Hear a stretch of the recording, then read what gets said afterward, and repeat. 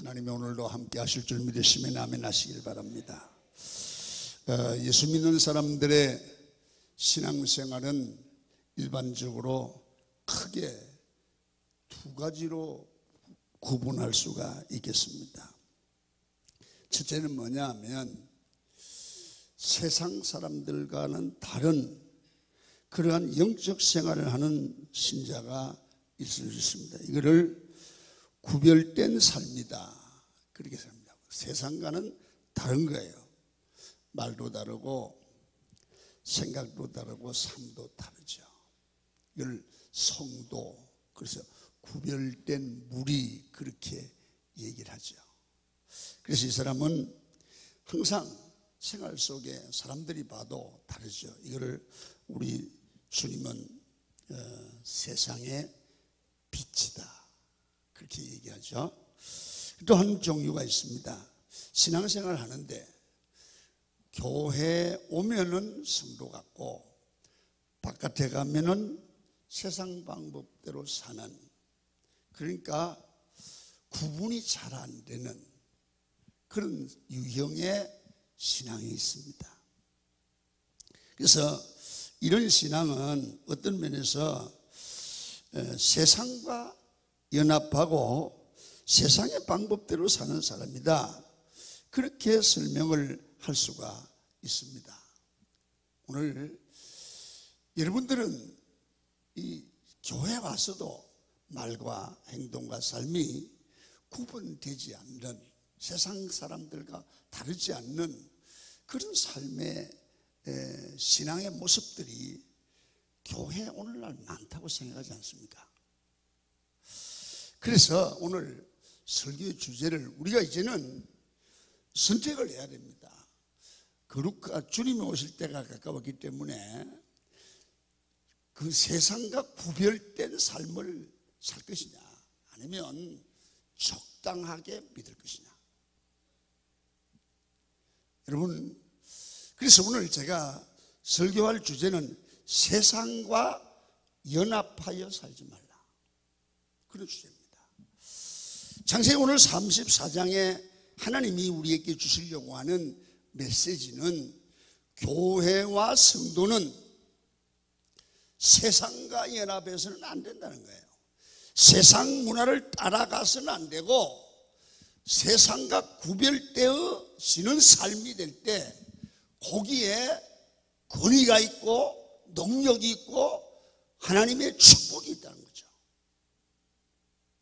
하나님은 이것을 우리 성도들에게 가르쳐 주기를 원하십니다. 그리고 그렇게 살기를 원하시죠. 여러분, 다산 정약용 선생은 조선 말기에 유명한 실학자였습니다. 이분이 전라도 강진으로 기양살이를 가게 되었습니다. 기양살이를 하는 동안에 자기 아들들에게 보낸 편지의 내용에서 정약용 선생은 우리들에게 귀한 가르침을 주고 있습니다. 선생님은 사람에게는 두 가지 저울이 있다. 이 저울로 가지고 늘 자기를 달아보면서 살아가는 거예요. 첫째 저울은 내 삶이 옳고 그름을 측정하는 마음의 저울이 있다는 거예요. 내가 말하는 거, 행동하는 거, 삶이 정말 옳은가 그런가를 저울질 해보고 살아가는 거예요. 두 번째 저울이 있는데 사람은 손해와 이익을 측량하는 저울이다.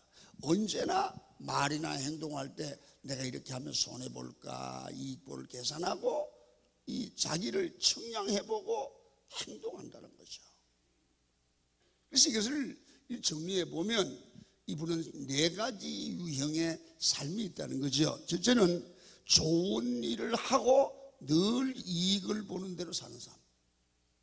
두 번째는 좋은 일을 하고 늘 손해보는 사람. 그러면은 세 번째는 그런 일, 잘못된 일을 하고도 이익을 보는 사람.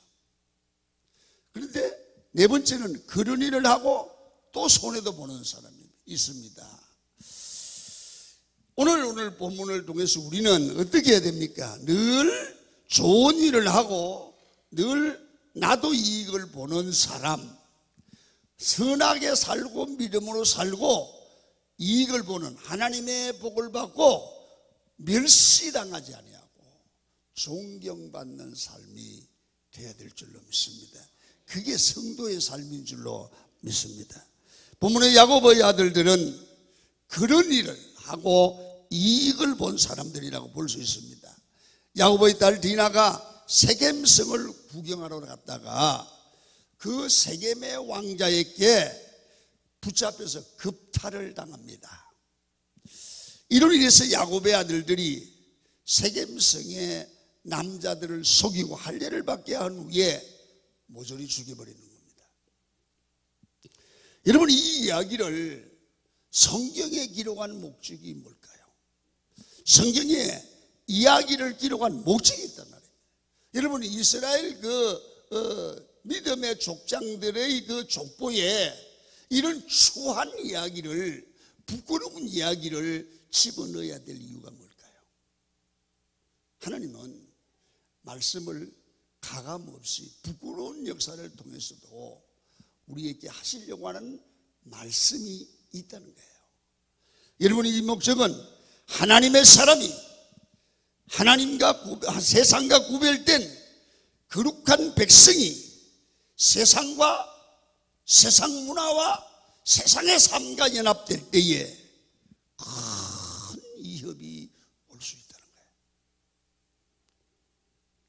교회 역사를 보면 하나님의 교회와 성도는 세상으로부터 핍박을 받을 때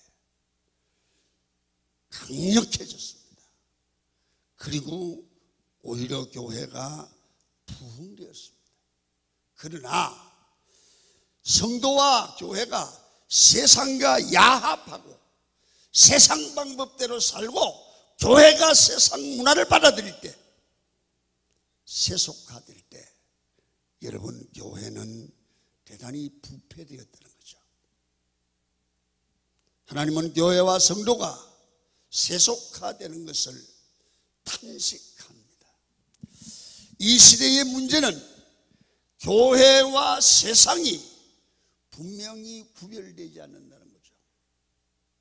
이 시대의 문제는 예수 믿는 성도와 세상 사람들이 구분이 명확하지 않다는 거예요. 말도 똑같고 행동도 똑같고 먹는 것도 똑같고 다름이 별로 없다는 거예요. 여러분, 어떻게 생각하세요? 하나님의 교회와 성도가 세상 방법으로 가고 있다는 거예요.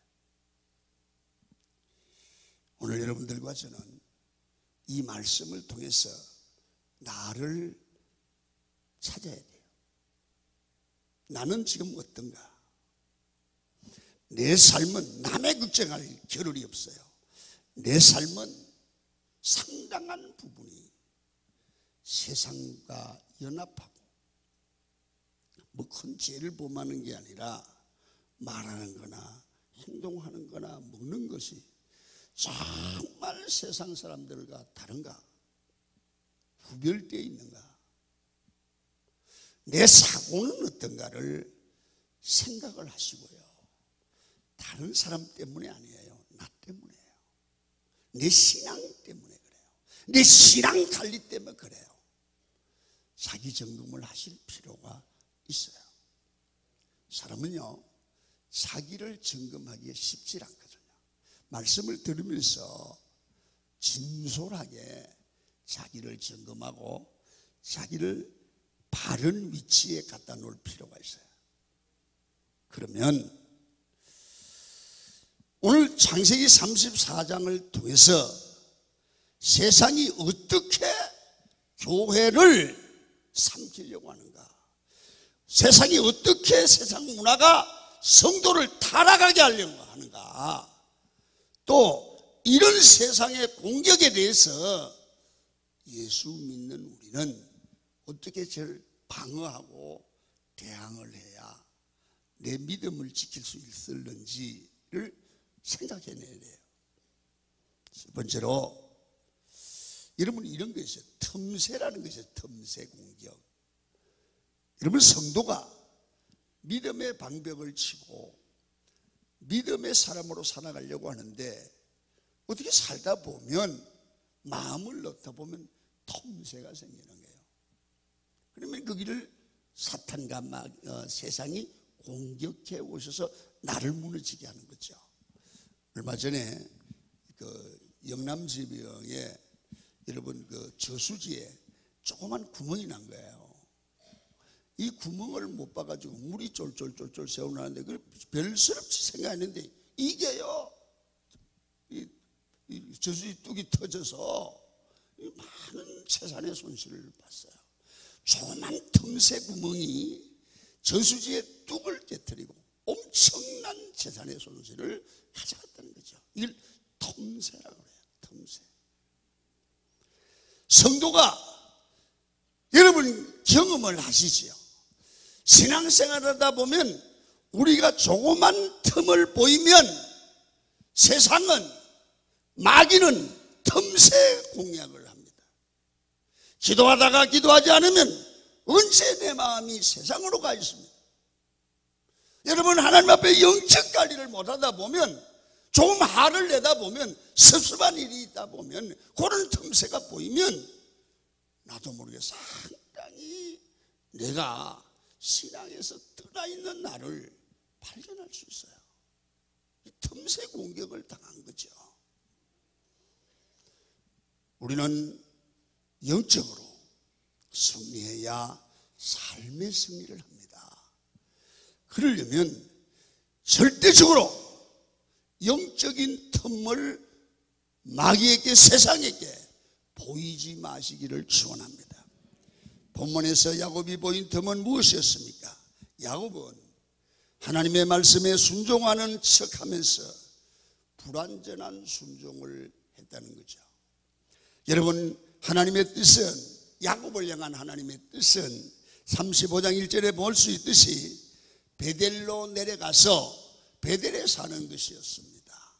그런데 야곱이 이스라엘이 되었기 때문에 하나님의 집에 살아야 된다는 그런 하나님의 뜻을 어기고 그는 자기가 원하는 불순종한 마음을 가지고 숫곳 가나안 땅이, 여러분 한동안은 가나안 땅이 아닌 숫곳에서 살았습니다. 후에 양심의 가책이 느껴져서 요단강을 건너가 세겜에 정착을 한 것입니다. 여러분 세겜은 가나안 땅 경계 지역입니다. 그래서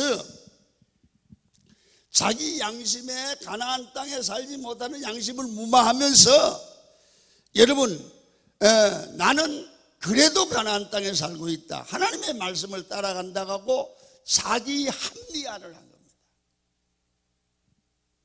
그러나 늘 한쪽에는 내가 이게 온전한 베델로 가지 아니하고 가나안 땅 경계 지점에 다리를 걸치고 있구나 하는 마음에 늘 갈등, 온전한 순종이 되지 못하는 자기 마음을 안고 있었습니다. 성도 여러분, 오늘 여기서 우리는 뭡니까?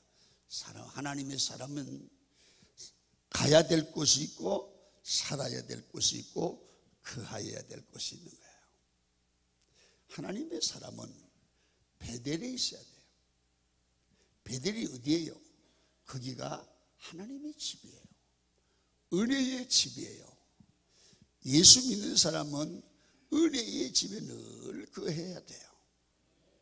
근데 여기서 틈새를 걸고 어정쩡하게 양다리를 걸치고 있으면 반드시 우리 영적 손실을 가져와요. 영적인 틈새가 생긴 거예요. 여러분이 신앙생활 해보세요. 여러분 교회 생활을 다 할 때는 기쁨이 충만해요. 그런데 교회 생활 하다 보면 오직 다 내 마음에 안 들잖아요. 그러면 속이 상해요. 교회가 멀어져요. 기도 시간이 줄어져요. 그러면 갈 곳이 세상밖에 없잖아요. 그러면 어느새 내가 입에 불편이 나와요. 신앙의 틈새 공격을 당한 거예요. 그러면서 자꾸 나도 모르게 내리막을 타죠. 오늘 이런 경우를 만난 분이 있으면 여러분 오늘 베델로 은혜의 자리로 돌아오시기를 축원합니다. 틈새 공격을 당하는 거예요. 여러분 또 하나 아셔야 될 게 있습니다. 그 다음에 왜 이런 어려움을 당하느냐 하면 야곱은 딸 디나를 교육하는 데서 틈을 보였어요. 34장에서 왜 딸이 급탈을 당했는데 야곱은 잠잠했는가? 의문입니다. 아무래도 이 디나라고 하는 딸은, 야곱의 딸은 여러분 라헬, 자기가 사랑하는 라헬의 몸에서 난 게 아니고 여러분 레아의 몸에서 난 딸이에요. 여러분 어땠을까요? 만약에 이 야곱이 라헬에서 몸에 난 아이가 급탈을 당했으면 펄펄 뛰었을 거예요. 그런데 여러분 그렇지 않았다는 얘기입니다. 이건 편애입니다. 자식에 대한 편애죠. 또 한 가지, 여러분 세겜 동네는 위험한 곳이기 때문에 조심해서 다니라는 교육은 당연히 했어야 됨에도 불구하고 야곱은 디나에게 조심을 시키지도 않았거나 세상으로 나가는 딸을 말리지도 못했다는 거죠. 다시 말하면 부모의 신앙 교육이 문제가 있었다는 거예요. 이렇게 야곱은 불완전한 순종과 자녀 교육의 부재의 틈을 사탄에게 보였기 때문에 사탄은 그 딸 디나의 급탈당함으로 인하여 가문 전체가 위기를 만난다는 거죠. 디나만 무너진 게 아닙니다. 이 자리에 살 수 없는 그런 위기를 당하게 되죠. 여러분 우리는 늘 느끼는 게 그거예요. 우리 자녀들을 아버지는 훌륭하신데 어머니는 훌륭한데 자녀 신앙에 반감하다가 이 아이가 디나처럼 세상의 공격을 당할 때 그 가문이 당하는 위기는 말로 할 수 없어요. 그 다음에 디나의 행위에도 틈새가 있었어요. 레아가 야곱에게 낳은 딸 디나가 그 땅의 딸들을 세겜 땅의 딸들을 세겜 땅의 여자들을 삶을 보러 나갔다고 소개합니다.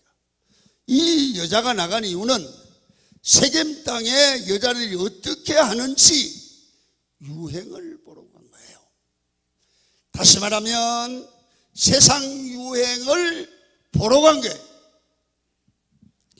여러분 디나가 믿음의 사람이 구별된 사람이 세상이 좋아서 세상 유행을 세상의 사치를 추종하는 딸로 변질됐다는 거예요.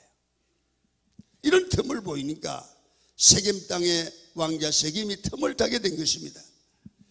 하나님의 사람은 볼 것과 보지 말 것을 구분해야 돼요. 가야 될 곳과 가지 말아야 될 곳을 구분해야 됩니다. 들어야 될 말과 듣지 말아야 될 것을 구분을 해야 됩니다. 여러분 이렇게 가끔 우리 아이들이 딸들이 다 크고 그러면 얘들이 쇼핑을 가자고 그래요.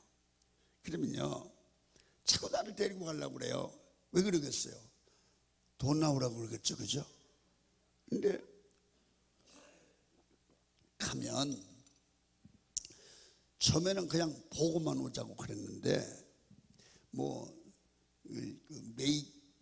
그 브랜드 있는 데 가면 자꾸 몸에다 대보면서 나한테 사달라는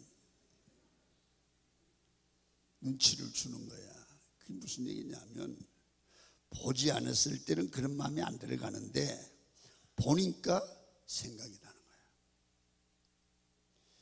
여러분들요 돈 없으면 가지 마라. 아이 쇼핑만 한다고 갔는데 그냥 카드 긁어서 사더라고. 그러니까 그거 사다 놓고 입지도 안 하는 걸 사다만 무지는 거야. 여러분, 사람이요, 세상을 보면 세상이 좋게 돼 있어요. 세상 말을 들으면 거기 우리의 마음을 빼앗게 돼 있어요. 근데 여러분, 이 여자가 나갔다가 세상 구경을 갔다가 세상의 왕, 세겜의 왕자를 세겜을 만난 거예요. 그러니까 이 성경은 뭐라고 그러냐면 34절 중에 이 세겜의 왕, 급탈당한 대상자는 여러분 누구냐면 존귀한 자였더라, 그 말입니다. 디나가 하나님의 사람이 이렇게 나가서 세상을 돌아보는데 존귀한 사람, 이런 남자가 나타났어요. 그러니까 다시 말하면 멋있는 남자가 나타난 거야. 그러니까 속된 말로 마음이 움직이는 거예요. 움직이니까 여러분, 이미 틈을 보였잖아요. 그러니까 그만 마음이 넘어가서 급탈을 당합니다. 급탈을 당합니다. 존귀한 자에게 마음을 뺏기고 몸을 뺏긴 겁니다. 그래서 급탈을 당했으면 하나님의 사람이 그 당시 문화는 세상 사람은 사람 취급도 안 할 때 아닙니까? 그러면 그때면 막 소리를 치고 이래서 안 된다고 막 돌아서 아빠한테 얘기해야 되는데, 이 여자 좀 보세요. 가서 보니까 좋거든. 그래서 거기서 겁탈을 당하고 거기서 살고 있는 거야. 이 말은 무슨 말이에요? 몸만 뺏긴 게 아니고 마음도 뺏겼다는 거예요. 세상에 녹아져 버렸다는 거죠. 이게 틈새예요. 여러분들도요, 참 예수 믿는 사람이 약합니다. 신앙생활 믿음 세우는데 몇 년 걸렸어요. 막 5년, 10년, 20년 걸렸는데 요즘도 놀래만 가면요, 한번 돌아간단 말이에요. 금방 없어져 버려요. 무너지는 거예요. 세상 문화에 보면 무너지는 거예요.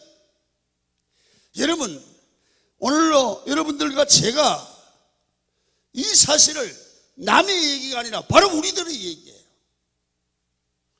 그래서 26절을 보면 칼로 하몰과 그의 아들 세겜을 죽이고 디나를 세겜의 집에 데려왔다고 그랬습니다. 이 말은 이렇게 급탈을 당한 디나로 인하여 여러분, 그의 오라비들이 살인죄를 범하는 거예요. 가문이 난리가 나버린 거예요. 작은 틈새가 가문의 위기를 가져왔다는 거예요. 우리 일상적인 가정생활에도 이런 일들이 일어날 수 있습니다. 우리 그리스도의 인의 싸움의 본질은 영적 싸움이고 혈과 육에 대한 것이 아니고 정사와 권세와 어둠의 세상 주관자들과 하늘에 있는 악한 영들에게 대함이라고 말씀을 하고 있습니다.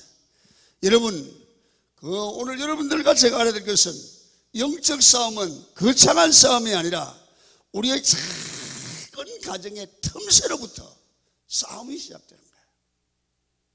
그래서 작은 일상생활에, 신앙생활에 틈새를 보내면 우리를 마귀는 넘어지게. 기도하시다가 새벽 기도 1시간 빠지면 그 이튿날은 가기 싫어요. 여러분, 성질 한번 내버리면 기도가 힘을 잃어요. 우리가 교회 와서 누구에게 상처를 받았고 믿음을 마음에 안 드는 일을 당하면 교회 가기 싫고 섭섭한 마음이 들어오는 거예요. 기쁨을 상실하고 감사를 잃어버리는 거예요. 여러분, 그리고 혈기가 나오는 거예요. 그때부터 우리는 무너지기를 시작하는 거예요. 여러분 잘 들으세요. 군대 가면 제대 말년 병장들이 그럽니다. 얘들은 일도 안 하고 칼 달 들고 연필을 가지고 막 에이 이제 한 달 남았다. 어이구 이렇게 한 거나 뜻이 이제 29일 남았다. 이러면서 쫄병들을 보고 그럽니다. 이야, 너 진짜 내가 죽이고 싶은데 군대 생활한 날짜가 아까워서 못 죽이겠다. 너 건드리다가 내가 제대 못할까 봐 참는다 이러는 거야. 그러니까 잘못 건드리다가 제대 못할까 봐 이제 그냥 군대 생활 때문에 참는다는 거거든. 그 생각을 떠올리는 이유는 우리가 영적인 마귀의 공격을 받을 때 혈기를 내고 싶을 때, 믿음의 떡을 싶을 때, 야 마귀야, 내가 지금까지 신앙생활 한 게 아까워서 내가 너한테 틈을 못 보이겠다. 그러면 어떨까요? 아멘을 안네. 야 내가 지금까지 영적 관리한 게 억울해서 늘 내가 못 건드리겠다. 여러분 이깁니다. 틈새를 보이지 말기를 축원합니다. 틈새를. 두 번째는 세상과 마귀의 목표는 우리와 교회가 세상과 연합해서 세상적으로 나가기를 원하는 것이 세상이고 마귀들입니다. 세상은 우리를 공격해 옵니다.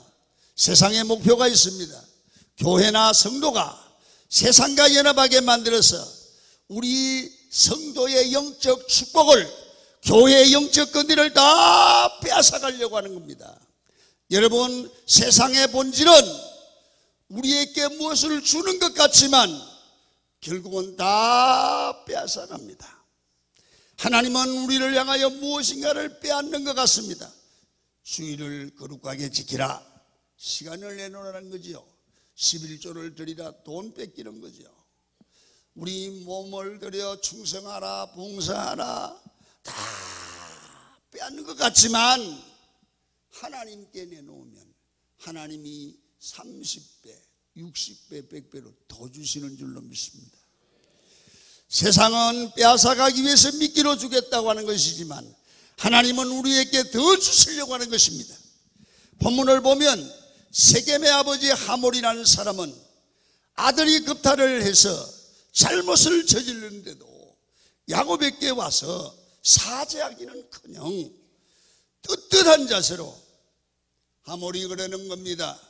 내 아들이 너희 딸을 연연하니 당신 딸을 우리에게 아내로 주시오. 그런 거예요. 더 나아가 우리 딸과 당신의 아들들이 통혼을 하게 해서 민족의 경계를 없애고 한 민족이 되게 하셔서 같이 잘 삽시다. 이렇게 하면 뒤에 토를 달아요. 이렇게 하면 야곱과 야곱의 가족들이 서로가 아들, 딸 죽으면서 사돈도 하고 그렇게 서로가 상관하면서 살면 무슨 얘기입니까? 야곱이 가진 재산이, 땅이 결국은 우리 것이 된다는 거죠. 그런데 뭐냐면 주는 것 같은데 다 뺏어가는 거죠. 이게 하몰의 작전이었습니다. 이건 우리에게 주는 교훈입니다. 세상은 우리를 좋아하는 것 같지만 결국은 세상에게 다 뺏길 수 있다는 거죠. 하몰의 아들 세겜의 말도 가관입니다. 세겜도 디나와 아버지와 그의 남자 형제들에게 이르되 나로 너희에게 은혜를 있게 하라. 너희가 내게 말하는 것은 내가 다 주리라. 여러분, 다 말한 대로 준다고 하는데 알고 보면 결국은 너희 재산이 자기들 것이 된다는 거죠. 이들의 제안이 달콤하고 이들의 제안이 사람들에게 정말로 좋은 것을 줄 것 같지만 결국은 속세면 하나가 되면 야곱의 것을 다 빼앗을 수 있다는 거예요. 우리는 우리의 자녀들을 불신자의 자녀에게 주지 마시기를 바랍니다. 조금 부족해도 우리는 신앙 있는 사람들과 결혼을 해야 합니다. 우리 서로가 신앙을 격려하고 키워줄 수 있는 믿음의 사람과 혼사도 해야 됩니다. 며느리 안 믿는 며느리 봐가지고 예수 잘 믿게 하면 된다고 천만에 믿게 하는 게 아니라 우리 아들이 따라가. 여러분요, 불신 여자 얻은 사람은 거의 99%가 따라갑니다. 웬만큼 마음 좋은 여자 얻어가지고는 안 돼요. 여러분 잘 들어요. 창세기 6장 2절에 보면 노아 홍수가 일어나기 전에도 하나님의 아들들이 사람의 딸들의 아름다움을 보고 자기들이 좋아하는 모든 여자를 아내로 삼았다고 그랬습니다. 그 결과가 어떻게 되는지 아십니까? 하나님의 아들들이 세상의 딸들을 아내로 모셔가지고, 여러분 보세요. 하나님의 아들들이 세상의 딸들을 얻어가지고, 여러분 이 사람들을 하나님의 딸들로 거룩하게 만들었습니까? 그렇지 않습니다. 사람의 딸들이 하나님의 아들들을 부패하게 만들어서 세상도 부패하게 만들고, 하나님께서 인간을 만드신 것을 후회하게 되고, 결국엔 홍수 심판을 받게 된 것이 결혼을 잘못해서 그랬다는 거죠.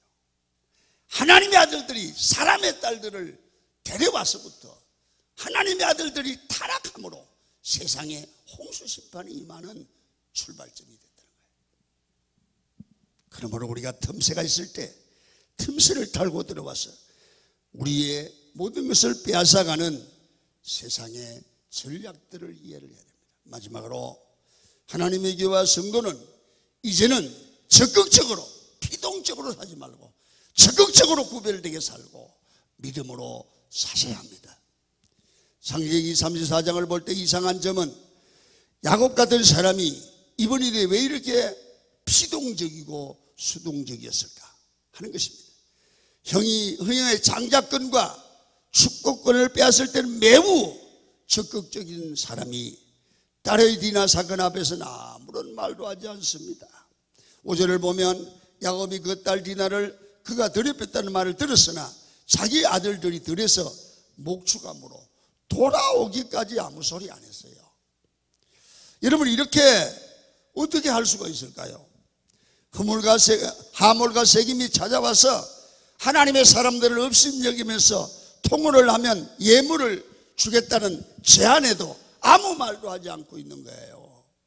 오히려 아들들이 주체가 되어서 할례를 받지 못한 백성과 통혼할 수 없다고 할례를 받으라고 강력하게 말을 하죠. 그런데 야곱은 말을 하지 않습니다. 그리고 또 야곱의 아들들을 보십시오. 야곱의 아들 중에 시몬과 레위가 세겜의 남자들이 모두 할례를 받아 고통스러울 때 여러분 3일째 된 날 찾아가서 죽이잖아요. 왜 시몬과 레위가 죽였습니까? 디나의 오빠들이기 때문이라고 성경은 기록합니다. 레아가 낳은 아들이기 때문입니다. 야곱은 여러분 창세기 34장에서 지도력을 완전히 상실한 사람으로 나타납니다. 후에 아들들이 세겜 남자들을 죽이고 재물을 약탈해 올 때 겨우 한마디 합니다. 야곱이 시몬과 레위에게 이르되 너희가 내게 하를 끼쳐 나로 하여금 이 땅의 주민 곧 가나안 족속과 브리스 족속에게 악취를 내게 했도다. 나는 수가 적은즉 그들이 모여 나를 치고 나를 죽이리니 나와 내 집이 멸망당할까 두렵다. 그 말을 합니다. 겨우 한다는 소리가, 하나님이 한다는 소리가, 하나님의 사람이 한다는 소리가 세상 사람, 세겜 사람들이 무섭다 거예요. 두려워한다는 거예요. 얼마나 약해진 거예요. 그러니까 아들들이 오히려 야곱을 책망하고 있습니다. 31절을 보면 그들이 이르되 그가 우리 누이를 창녀같이 대우하고 있기 때문입니다. 이 문제에 있어서는 아들들이 야곱보다는 옳은 말을 하고 있다는 거죠. 하지만 야곱의 아들들의 허물도 많습니다. 종교적인 거룩한 할례를 이용해서 거짓말을 하고, 여러분 하나님께서는 가나안 족속을 멸하기를 원했지만 하나님의 때가 아닙니다. 시기가 너무 빨랐습니다. 게다가 사람만 죽이고 복수하면 되는데 재물과 아내들과 여러분 아이들까지 빼앗아옵니다. 그런데 한마디로 강도짓을 한 것인데, 이상한 것은 하나님께서 이 아들들을 야단치거나 벌을 했다는 기록이 나오질 않습니다. 왜 그렇습니까? 야곱의 아들들은 가나안의 족속과 연합하는 것을 단호히 거부했기 때문입니다. 11명의 아들들은 강력한 공격성을 가지고 공격을 했습니다. 세상이 타협하고 화해하고 연합의 목적으로 다가올 때 비겁한 방법을 쓰긴 했지만 단호히 거절했다는 거죠. 연합하지 않았다는 거죠. 하나님의 교회는 소수의 담대한 믿음의 사람만 있어도 다수의 강력한 세상을 이기는 힘을 발휘할 줄 믿습니다. 여러분, 어떤 경우도 세상의 구라고 세상의 방법으로 예수 믿지 마세요. 세상의 방법을 과감하게 물리치시고 언제나 믿음으로 말하고 생각할 수 있기를 축원합니다. 하나님은 야곱처럼 세상을 향해 두려워하고 걱정하는 사람을 원하지 않습니다. 하나님의 교회는 비록 소수라도 담대한 마음을 가지고 세상이 주는 걱정과 두려움에 대해서 담대할 수 있고 강한 자신감을 가져 믿음으로 자신과 교회를 지킬 줄 아는 믿음의 사람을 원하시고 믿음의 사람을 축복하시고 믿음의 사람을 쓸 줄로 믿습니다. 미국의 유명한 풋볼 코치는 이렇게 이야기했습니다. 수비만 하는 팀은 절대로 이길 수가 없다. 하나님에게도 마찬가지입니다. 하나님의 교회를 세상과 타협하지 말고 세상을 공격하고 사탄을 공격해서 승리하는 여러분이 되기를 바랍니다. 여러분, 우리는 구별된 사람입니다. 우리가 세상으로부터 구별하여 세상의 공격을 막아내고 도리어 적당한 방법으로 세상을 공격하며 나갈 때 세상과 마귀의 싸움에서 승리할 수가 있습니다. 세상은 교회를 넘어뜨릴 수 없습니다. 교회는 그리스도의 몸이요 하나님의 집이기 때문입니다. 교회는 위대합니다. 성도들은 위대하고 존귀한 자들입니다. 성도는 세상에서 쓰러질 수 없는 자들입니다. 우리는 이기는 존재입니다. 예수 그리스도께서 나는 세상을 이겼다고 하셨기 때문입니다. 마귀의 세력은 수동적입니다. 하나님의 교회는 엄부의 문을 부수는 것입니다. 우리는 이제 일어나서 잃어버린 영혼들을 잘 찾아 하나님 앞에 세우고 내 자신을 믿음에 바로 세울 수 있는 영적 전투의 승리자로 우뚝 설 수 있기를 축원합니다. 우리는 갈수록 악한 영들이 우리를 신랄하게 공격하고 넘어지게 할 것입니다. 우리는 기도와 말씀과 성령의 은혜로 무장해서 늘 승리하는 여러분이 되기를 축원합니다. 기도합니다. 하나님 아버지 은혜를 감사합니다.